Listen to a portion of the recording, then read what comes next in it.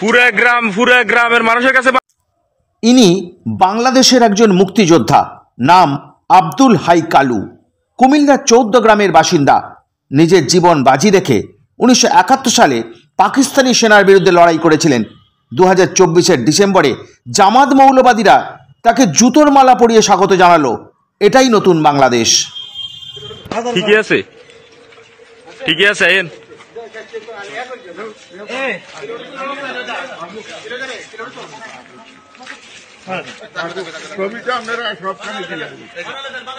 পুরা গ্রামের মানুষের কাছে মাপ চাইতে নেবেন নিয়ম নেই, একজন একজন। এখন আপনি এই এলাকা থেকে চলে যাবেন না? কোন দিন আমরা চলে যাবো?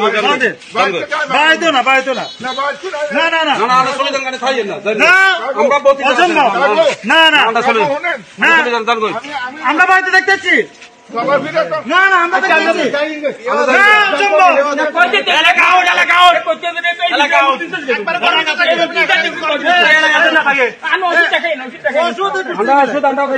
এলাকাতে না থাকে।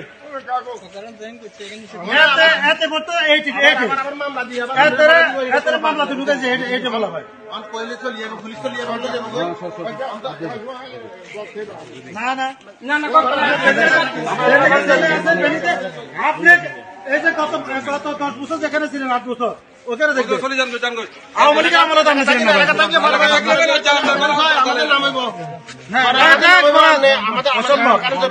না না না,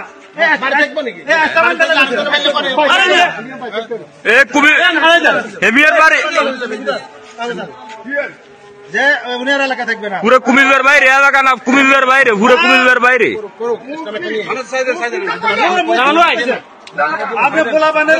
না না, পুরো কুমিল্লার বাইরে, একদম কুমিল্লা আউট, কোন এলাকা না, কুমিল্লা আউট।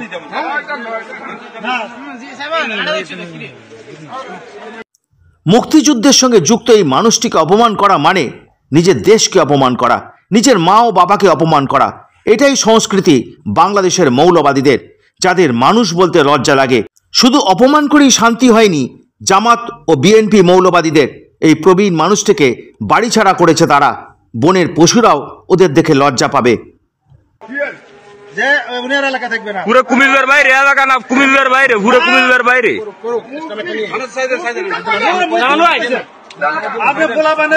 না না, পুরো কুমিল্লার বাইরে, একদম কুমিল্লা আউট, কোন এলাকা না, কুমিল্লা আউট।